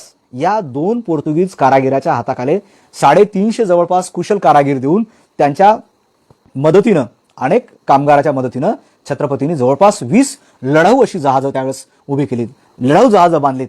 आणि छत्रपतींचं हे काम चालू असताना छत्रपतींचा सपाटा होता की जास्तीत जास्त जहाजं लढाऊ बनवायची आणि काही हलक्या डोल्या म्हणजे पटकन संदेश वाहनाचं काम करतील, इकडून तिकडे जातील किंवा सैन्याची ने-आण करता येईल किंवा शस्त्राची ने-आण करता येईल, अशा पद्धतीच्या छोट्या होड्या देखील बनवायला सुरुवात केली. पण हळूहळू छत्रपतींचा हा डाव पोर्तुगीजांच्या लक्षात आला आणि पोर्तुगीजांना वाटलं की हा जसा सिद्ध्याला संपवण्यासाठी सगळं आरमार उभं करत आहे शिवाजीराजे, उद्या आपल्याला देखील संपवून टाकतात. म्हणून त्यांनी ताबडतोब त्या 2 कारागिरांना सांगितलं, रुया लैलावला आणि त्याच्या मुलाला फेर्नावला, त्यांना सांगितलं की तुम्ही ताबडतोब तिथून पलायन करा, तिथून निघून जा आणि ते काम सोडून द्या. आणि रातोरात हे दोन्ही कारागीर आणि त्यांचे जे काही उर्वरित साथी होते हे पळून गेले. पण तोपर्यंत छत्रपतींनी दुसरी व्यवस्था केली होती की त्यांच्या हाताखाली आपली विश्वासू माणसं, आपले कारागीर माणसं तयार करून घेतली होती आणि त्या कारागिराकडून पुन्हा राहिलेलं काम छत्रपतींनी हे केलंय. आणि केवळ छत्रपती एवढ्यावरच थांबले नाहीत, तर त्या काळामध्ये जी प्रथा होती समुद्र उल्लंघन करणं हे महापाप, समुद्रबंदी, या समुद्रबंदीच्या म्हणजे जो काही मनुस्मृती प्रणीत कायदा आहे त्या कायद्यानुसार इथल्या सवर्ण जातींना समुद्र ओलांडून पलीकडे जाणं म्हणजे महापाप. मधल्या काळामध्ये तुम्हाला माहिती आहे की जे स्वतःला प्रबोधनकार म्हणणारे होते किंवा त्या काळामध्ये पुढारी होते फुल्यांच्या किंवा नंतरच्या काळामध्ये, त्या काळातल्या लोकहितवादींना देखील त्या पंचगव्यांचं प्राशन करावं लागलं. समुद्र उल्लंघन केल्याबद्दल त्यांना शिक्षेला सामोरं जावं लागलं आणि पंचगावे प्राशन करावं लागलं. पंचगावे प्राशन करून ब्राह्मण भोजन देऊन त्यांना प्रायचित्त घ्यावं लागलं. अशा पद्धतीची प्रथा होती. शिवाजी महाराजांच्या काळात देखील जी प्रथा होती ही फार उग्र स्वरूपात होती. म्हणून आपली माणसं समुद्राच्या पलीकडे जात नव्हती. आपली माणसं समुद्र ओलांडून पलीकडे जायची हिंमतच करत होती, कारण धर्मानं आज्ञा दिली नव्हती आणि जिथं धर्मानं आज्ञा दिली नाही तिथं सगळं संपलं. अशा परिस्थितीत छत्रपती शिवाजी महाराजांनी यावर तोडगा काढला आणि मुस्लिमांना आणि कोळी आणि महार समाजाच्या त्या काळातल्या सरदारांना त्यांनी जवळ केलं आणि सांगितलं की तुमच्याकडे ही जी आरमाराची जबाबदारी आहे मी तुमच्याकडे देतोय आणि तुम्ही ही जबाबदारी पार पाडा. मग आरमारामध्ये जी काही मुस्लिम समाजाची माणसं पाहतो आम्ही, दर्या खान, दौलत खान मिस्त्री असतील, सिद्धी इब्राहिम असतील, अशी अनेक माणसं पाहतो, मायनाक भंडारी असतील, अशी अनेक जी माणसं आहेत, अनेक नाव आहेत. आता खरं तर मायनाक या शब्दावर अजून संशोधन व्हायची गरज आहे. इतिहासकारांनी मायनाक भंडारी असं लिहिलेलं आहे, पण मायनाक आणि भंडारी हे भंडारी जातीचे मायनाक असू शकत नाहीत. मायनाक हे नाव, नाक हे जे उपपद नावाच्या नंतर लागल्या जाते ते केवळ नंतरच्या काळामध्ये फक्त महार असलेल्याच लोकांच्या मध्ये लावल्या जाते. याची प्रचिती आपल्याला भीमा कोरेगावच्या स्तंभावरून लक्षात येईल की अनेक जी नावं आहेत ती त्या नावाच्या शेवटीला ज्यांच्या नावापुढे नाक आहे ते नागवंशी असलेले महार समाजाचे सरदार आहेत. आणि मायनाक हा देखील महार सरदाराचा होता हे यावरून सिद्ध होते. म्हणून महार आणि मुस्लिम आणि काही प्रमाणात कोळी आणि इतर सगळ्या लोकांच्या मदतीनं छत्रपतींनी हे आरमार उभं केलं. आणि या आरमाराने शत्रूच्या मनामध्ये एवढी धडकी भरवली की त्या आरमाराच्या समोर इंग्रजाच्या, डचाच्या किंवा फ्रेंच किंवा सिद्धीच्या कुठल्याही जहाजाचा टिकाव लागला नाही. इतक्या पद्धतीच्या धडाकेदार मोहिमा छत्रपतीच्या आरमाराने केल्यात. आणि पुढे हे छत्रपतीचं आरमार पेशव्यांच्या नादानपणामुळं जाळून टाकण्यात आलं आणि तिथून आमचा देश गुलाम व्हायला सुरुवात झाली. छत्रपतींनी त्यावेळेस ओळखलं होतं की आमचा देश गुलाम जर होऊ द्यायचा नसेल तर तटाचं संरक्षण केलं पाहिजे. आमचा देश गुलाम जर व्हायचा नसेल तर आम्हाला तटाचं रक्षण केलं पाहिजे. परंतु तटाची तटबंदीच मोडून करण्याचं काम, इथली सगळी हे करण्याचं काम इथल्या पेशव्यांनी केल्यामुळं हा सगळा घोळ झाला आहे आणि आमचा देश पुढे इंग्रजाच्या 150 वर्ष गुलामीत झाला. अशा पद्धतीने छत्रपतींनी ही बरं याच्यामध्ये एक कारण असं आहे, यामध्ये छत्रपतींनी हा जो एक उपाय काढलाय त्याच्या पूर्वीला मी तुम्हाला एक सांगेल की जहाजावर म्हणजे ज्या पद्धतीनं सैन्यामध्ये वेगवेगळ्या जातीच्या वेगवेगळ्या चुली होत्या, वेगवेगळ्या जातीचा वेगवेगळा स्वयंपाक व्हायचा. अब्दालीला हे ज्यावेळेस पानिपतवर दिसलं की वेगवेगळ्या जातीच्या वेगवेगळ्या चुली आता अनेक ठिकाणून धूर निघत आहे, अब्दालीला वाटलं की अरे ते सैन्यामध्ये आग लागली काय. परंतु त्याचे सल्लागार सांगतात की सैन्यामध्ये आग लागली नाही, त्या वेगवेगळ्या जातीच्या वेगवेगळा पाकखाना आहे, वेगवेगळा स्वयंपाकघर आहेत आणि तिथून त्या वेगवेगळ्या चुली दिसत आहेत. त्याच्यामुळं ताबडतोब त्यांनी ते लक्षात आलं की आता यांना आपल्याला हरवायला सोपं नाही. तेच कारण इथल्या अनेक जातीमध्ये वेगवेगळ्या स्वयंपाकघरं होती, वेगवेगळ्या चुली होत्या. ते ठीक आहे आपल्या पटांगणावर ठीक आहे, परंतु जहाजाच्या लाकडी जहाजावर कसे शक्य आहे. फिलिप स्मॅशन नावाचा याच्यातला विद्वान म्हणतो मॅटर ऑफ ऑनर नावाच्या पुस्तकामध्ये की ते जहाजावर शक्य नव्हतं, लाकडी जहाजावर शक्य नव्हतं. म्हणून इथल्या उच्चवर्णीयांनी ही जहाजावरची नोकरी किंवा समुद्रातली नोकरी टाळली आणि त्याला कारण केलं की आमच्या धार्मिक रूढी परंपरा आणि जे काही स्नान संध्या आणि ह्या सगळ्या ज्या गोष्टी आता त्या सगळ्या टाळल्या जातात किंवा त्याचा भंग होतो, आम्ही म्हणू येत नाही. छत्रपतींनी यावर हा फार जालीम उपाय काढला आणि त्यांना बाजूलाच केलं आणि नव्याने हा फौजा निर्माण केला. छत्रपतींचं हे एक द्रष्टेपण आहे आणि म्हणून छत्रपतींना आपण जे मानतो Indian father of Indian navy म्हणून छत्रपतींना जे मानतो हे फार महत्वाचं आहे. छत्रपतींच्या नावानं आज आम्ही जयंती साजरी करतो 19 फेब्रुवारी. पण ही 19 फेब्रुवारी जयंती साजरी होऊ नये अशा पद्धतीचा जो काही खेळ नंतरच्या काळामध्ये मांडला गेला. खरं म्हणजे महाराष्ट्र शासनाने यावर जी कमिटी नेमली होती 66 साली, त्या कमिटीमध्ये जे काही संशोधक होते, इतिहास संशोधक होते, त्या इतिहास संशोधकामध्ये बम पुरंदरे देखील होते. आणि इतकंच नाही तर वासी बेंद्रे, नर फाटक, गह खैरे, त्याच्यानंतर पोद्दार, अप्पाराव पवार या सगळ्यांनी सांगितलं की 19 फेब्रुवारी 1630 ही शिवाजी महाराजांची जन्मतारीख आहे आणि शिवजयंती ही खऱ्या अर्थानं 19 तारखेला झाली पाहिजे असा आग्रह धरला. परंतु जे कालनिर्णयकार साळगावकर आहेत, जयंत साळगावकर, या कालनिर्णयकारांनी सांगितलं की शिवजयंती ही तिथीप्रमाणे झाली पाहिजे आणि तिथीप्रमाणे झाली पाहिजे अशा जाहिराती दिल्यानं ताबडतोब याच्यातले जे काही बम पुरंदरे, मेहेंदळे किंवा बेडेकर ही सगळी मंडळी होती, यांनी देखील आग्रह धरला की शासनानं जे काही समिती नेमली ती काही फार समाधानकारक नाही आणि म्हणून आम्ही त्या समितीला मानत नाही, त्या तिथीला मानत नाही आणि आम्ही शिवाजी महाराजांच्या त्या निश्चित केलेल्या तारखेला मानत नाही, आम्ही तिथीप्रमाणे साजरी करू. तिथीप्रमाणे साजरी करू याचा अर्थ की तिथी ही वारंवार बदलत असतात. आमच्या ज्या तिथी आहेत त्या पंचांगाप्रमाणे बदलतात. कधी शिवजयंती 1 महिना अगोदर येते, कधी पुढच्या महिन्यात येते, कधी मे मध्ये जाते आणि प्रांतामध्ये देखील फरक पडतो.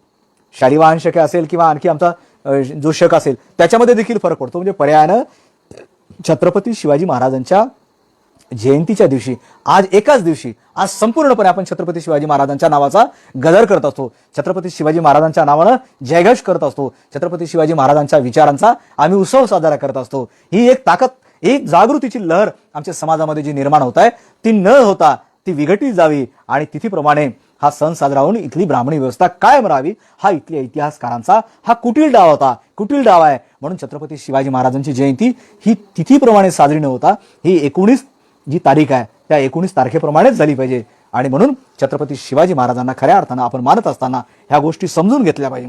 काही गोष्टी मी तुम्हाला अजून मला वाटते सांगायला हरकत नाही, कारण अजून आपला 1 तास संपायला वेळ आहे, 10 मिनिटं अजून वेळ आहे. तर 10 मिनिटांमध्ये मी समारोपाकडे येतोय की छत्रपती शिवाजी महाराजांचा जो न्यायिक दृष्टिकोन आहे, जो सामाजिक समतेचा दृष्टिकोन आहे, त्या सामाजिक समतेच्या दृष्टिकोनातून त्यांनी जे काम केलं त्या कामाकडे इतिहासकारांनी पाहायला पाहिजे होतं किंवा लक्ष द्यायला पाहिजे होतं, तसं संशोधन केलं नाही. हे दुर्दैवानं म्हणावं लागेल.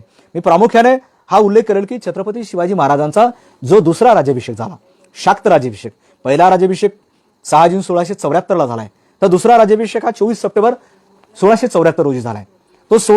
तो दुसरा राज्याभिषेक हा शाक्त पद्धतीने झाला. आणि कॉम्रेड शरद पाटील म्हणतात, शाक्त विवाह करत असताना एका अस्पृश्य स्त्रीशी विवाह करावा लागतो, कारण अस्पृश्य स्त्रीशी विवाह केल्याशिवाय हा शाक्त विवाह होऊ शकत नाही. आणि म्हणून ते त्या ग्रंथाच्या अगदी अर्पण पत्रिकेमध्येच म्हणतात की टकमक टोकावरून जिचा बळी दिला ती छत्रपतींची पट्ट राणी, शाक्त विवाहाने जिचाशी विवाह झाला ती अस्पृश्य राणी. आणि शाक्त पंथाचा, शाक्त विचाराचा कवी कलश यांना त्यांनी ते पुस्तक अर्पण केलं आहे. ते पुस्तकाचं नाव आहे शिवाजीच्या हिंदवी स्वराज्याचे खरी शत्रू कोण, महमदी की ब्राह्मणी. या पुस्तकामध्ये हा सगळा संदर्भ आलेला आहे. तेव्हा मुळातून हे पुस्तक वाचणं आपलं गरजेचं आहे. छत्रपती शिवाजी महाराजांचा जो सामाजिक समतेचा जो विचार आहे, तो विचार शाक्त पंथाच्या माध्यमातून पुढे आलेला आहे. आणि पुढे ते हेही म्हणतात की शाक्त पंथाच्या स्वीकारामुळेच छत्रपतींना पुढे जे काही संकट आलेत, किंवा संभाजी महाराज असतील किंवा शिवाजी महाराज असतील यांच्यावर जो काही विषप्रयोग झाला किंवा यांना जे काही मारण्याचे कटक कारस्थान झाले, अनेकदा उघडकीस आले, त्याला कारण छत्रपती शिवाजी महाराजांचा या सामाजिक समतेच्या लढ्यामध्ये होत असलेला एक मोठी वाटचाल छत्रपतींनी अंगीकारलेला हा मोठा एक विचार आहे. म्हणून त्या विचाराला विरोध करण्यासाठी इथल्या विषमतावादी विचारधारेनं त्यांना संपवण्याचं काम केल्याचं ते सांगतात. म्हणून या भारतामध्ये ज्या दोन विचारधारेचा संघर्ष सातत्याने चालतो, एक समतावादी विचारधारा आणि एक विषमतावादी विचारधारा. या समतावादी विचारधारांनी चार्वाक, बुद्ध, फुले, शिव, शाहू, आंबेडकर आणि अण्णाभाऊ आणि या सगळ्या महापुरुषांचा, मग रविदास असतील, कबीर असतील, बसवेश्वर असतील, चक्रधर असतील, या सगळ्या, इतकंच नाही तर वारकरी परंपरा आहे, या संत नामदेव, संत तुकाराम, या सगळ्या महापुरुषांचा हा विचार प्रवाह आहे, तो समतावादी प्रवाह आहे. इथल्या माणसामध्ये एकी निर्माण करण्याचं काम, इथल्या माणसामध्ये एक सामाजिक समता निर्माण करण्याचं काम केलंय. म्हणजेच पर्यायानं ज्या मनुस्मृतीने इथं 6,500 जाती निर्माण केल्या आणि तुम्हा आम्हाला जातीमध्ये विभागले, त्या जाती पुन्हा कधीच एकत्र येऊ नये म्हणून ही विषमतावादी व्यवस्था वेगवेगळ्या प्रकारे वेगवेगळ्या माध्यमातून आजही सक्रिय आहे, आजही कार्य करत आहे. म्हणून या त्यांच्या ज्याला काय म्हणता येईल, या त्यांच्या डाव्यांना, या त्यांच्या षडयंत्राला आम्ही ओळखून घेतला पाहिजे. मला या निमित्तानं काही गोष्टीचा जाणीवपूर्वक सांगड घालावं अशी वाटेल. छत्रपतींचा दुसरा राज्याभिषेक 24 सप्टेंबर 1674 रोजी झाला आणि बरोबर तिथून 200 वर्षांनी छत्रपती शिवाजी महाराजांनी शाक्त राज्याभिषेक करून सामाजिक समतेच्या लढ्याला आपलं योगदान दिलं. तिथून 200 वर्षांनी महात्मा ज्योतिराव फुले सत्यशोधक समाजाची स्थापना करतात. हा काही योगायोग म्हणावा की ज्योतिराव फुलेंनी जाणीवपूर्वक काम केलं असावं? मी तर म्हणेल की हे जाणीवपूर्वकच केलेलं काम आहे. 200 वर्षांनी ज्योतिरावांनी छत्रपतींना वाहिलेली श्रद्धांजली दिली, वाहिलेलं ते अभिवादन आहे, खऱ्या अर्थाने केलेलं अभिवादन आहे. आणि तिथून पुढे जवळपास 60 वर्षांनी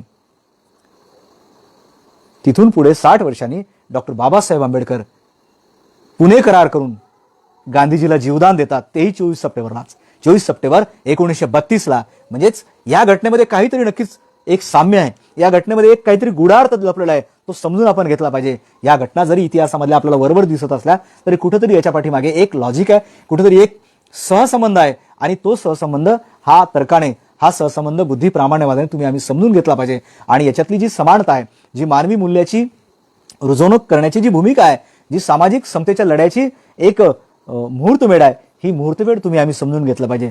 छत्रपती शिवाजी महाराजांना आणि त्यांच्या संपूर्ण स्वराज्याच्या उभारणीला ज्या काळात ज्या सैनिकांनी, ज्या मावळ्यांनी खऱ्या अर्थानं आपल्या रक्ताचं सिंचन करून वाढवलं, तेच स्वराज्य आज पुन्हा महाराष्ट्रात आणण्याची गरज आहे. छत्रपतींच्या विचाराचं राज्य महाराष्ट्रात येण्याची गरज आहे. जर छत्रपतींच्या विचाराचं राज्य महाराष्ट्रात आलं तर आमचा शेतकरी सुखी झाल्याशिवाय राहणार नाही, आमच्या शेतकऱ्यांना आत्महत्या करायचं काम पडणार नाही. त्यावेळेस दुष्काळ होते, छत्रपतींच्या काळामध्ये दुष्काळ होते, पाऊस पडत नव्हता. इतकंच नाही तर अस्मानी आणि सुलतानी संकटामध्ये आमचा शेतकरी भरडला जात होता, हवालदिल होता, तरी देखील त्याच्या पाठीमागे खंबीरपणे एक राजा होता. त्याच्यामुळे त्यांना कशाचीही चिंता नव्हती, डगमगत नव्हते. आज आमच्या पाठीमागे सरकार आहे, आमच्या पाठीमागे सगळंच आहे, सबसिडी आहेत, सगळ्या गोष्टी आहेत, तरी आमच्या शेतकऱ्याच्या आत्महत्या काही थांबत नाहीत. म्हणून ह्या आत्महत्या थांबायच्या असतील तर आमच्या सरकारनं शेतकऱ्याला हा विश्वास दिला पाहिजे की आम्ही तुमच्या सोबत आहोत. छत्रपतींच्या नावानं आम्ही राज्य करतो आम्ही छत्रपतींचे खरे वारसदार आहोत, हा ज्या दिवशी इथल्या सर्वसामान्य शेतकऱ्याला सरकार, मग कुठलंही सरकार असो, त्या सरकारविषयी जोपर्यंत एक खात्री येणार नाही तोपर्यंत इथल्या आत्महत्या थांबणार नाहीत, तोपर्यंत इथल्या शेतकऱ्यांची ही जी काही चालू आहे दुर्दशा ती थांबणार नाही मला असं वाटते. म्हणून आमचा शेतकरी सुखी झाला पाहिजे, शेतकरी समृद्ध झाला पाहिजे, शेतकरी कुळवाडीचा पासून एक स्वतःच्या शेतामध्ये तो राबणारा समृद्ध झाला पाहिजे, सुखी झाला पाहिजे, हे स्वप्न घेऊन ज्या छत्रपतींनी आपलं रयतेचं राज्य निर्माण केलं, ते रयतेचं राज्य खऱ्या अर्थानं आज लोकशाहीमध्ये रूपांतरित झाले आहे. आणि डॉक्टर बाबासाहेब आंबेडकरांनी विचारांना घेऊन छत्रपतींच्या अनेक विचारांचा समावेश आपल्या राज्यघटनेमध्ये केलेला आहे. Directive principles of state policy, राज्याची नीतिनिर्देशक तत्वे आपण वाचा, किंवा अनेक ठिकाणी शेतकऱ्यांसाठी केलेल्या सोयी वाचा. शेतकऱ्यांच्याच नाही तर सर्वसामान्य माणसाच्या एक मत, एक मूल्य आणि एक व्यक्ती, ही जी महत्वाची समानतेची घोषणा त्यांनी केलेली आहे. आणि प्रत्येकाला जो न्यायाचा अधिकार दिलेला आहे, प्रत्येकाच्या व्यक्तीचं स्वातंत्र्य जपण्याचं काम केलं आहे, प्रत्येक धर्माच्या स्त्रीला स्वतंत्र राहण्याचं काम केलेलं आहे, प्रत्येकाला धार्मिक स्वातंत्र्य दिलेलं आहे, हे आमच्या प्रियांबलून लक्षात येते. आणि आज या धार्मिक स्वातंत्र्याच्या काळामध्ये एकमेकाला आम्ही कोणते कपडे परिधान करावेत यावरून वाद करतो, देश पेटला जाते. अशा प्रसंगामध्ये संविधान हेच खऱ्या अर्थानं देशाचं रक्षण करणार आहे. संविधानाची तत्व हीच खऱ्या अर्थानं या देशाला आता पुढे नेतील. कोणताही पक्ष, कोणताही धर्म किंवा कोणत्याही धर्माची विचारधारा ही त्याच्या ठिकाणी ठीक असेल, परंतु आमच्या सर्वांसाठी संविधान हे सर्वश्रेष्ठ आहे. आणि म्हणून छत्रपतींचा विचार जर कुठे सुरक्षित असेल तर तो संविधानामध्ये आहे. म्हणून या संविधानाची अंमलबजावणी करणं, या संविधानाचा सन्मान करणं आणि या संविधानाचा गौरव करणं हे प्रत्येक भारतीयाचं एक महत्वाचं कर्तव्य ठरते. इतकंच नव्हे तर छत्रपतींचा मावळा म्हणून, बाबासाहेबांचा शूर शिपाई म्हणून, या महापुरुषांच्या विचाराचा वारसदार म्हणून, समतेच्या लढाईतील एक शूर शिपाई म्हणून तुमचं आमचं सर्वांचं काम होते की छत्रपतींचा विचार खऱ्या अर्थानं जो आज जिवंत आहे तो आमच्या लोकशाही पद्धतीमध्ये आहे. म्हणून लोकशाही टिकली तर छत्रपतींचा विचार टिकेल, छत्रपतींचा विचार टिकला तर रयत टिकेल, आणि रयत सुखी झाली तर तुम्ही आम्ही सुखी आहोत. म्हणून रयतेच्या सुखासाठी, रयतेच्या हितासाठी, म्हणजेच बहुजन हिताय बहुजन सुखाय, ही जी आमची घोषणा आहे, ही जी आमचे संविधान म्हणते, ते सर्व माणसाच्या कल्याणासाठी, सर्वांच्या हितासाठी हे संविधान या देशात राबलं पाहिजे. आणि या देशात संविधानाचा आदर करणारे, संविधानाप्रमाणे चालणारे सरकार या केंद्रस्थानी यावं, हीच या निमित्तानं तुमच्याकडून मी अपेक्षा करतो. यासाठी आपण कटिबद्ध राहू, यासाठी प्रयत्न करू, हा एक आशावाद या ठिकाणी मी व्यक्त करतो. आणि समारोपामध्ये एक मनोज मुंतशीर या कवीची, एक शायरची जी प्रासंगिक कविता मला आवडली, ती कविता मी तुमच्यासोबत शेअर करू इच्छितो. मनोज मुंतशीर म्हणतात, हवा से कह दो कि खुद को आजमा के दिखाए, हवा से कह दो कि खुद को आजमा के दिखाए, बहुत चिराग बुझाती है एक जला के दिखाए, हवा से कह दो कि खुद को आजमा के दिखाए, बहुत चिराग बुझाती है एक जला के दिखाए, कश्तियां हमने जला दी है भरोसे पे तुम्हारे, कश्तियां हमने जला दी है भरोसे पे तेरे, अब यहां से नहीं हम लौट के जाने वाले, जिंदा रहना है तो खुद को मिटाना सीखो, जिंदा रहना है तो खुद को मिटा ना सको, घुट घुट के मरते हैं सदा जान बचाने वाले, घुट घुट के मरते हैं सदा जान बचाने वाले. मित्रांनो, सर्वांना धन्यवाद. जय शिवराय, जय जिजाऊ, जय भीम, जय हिंद.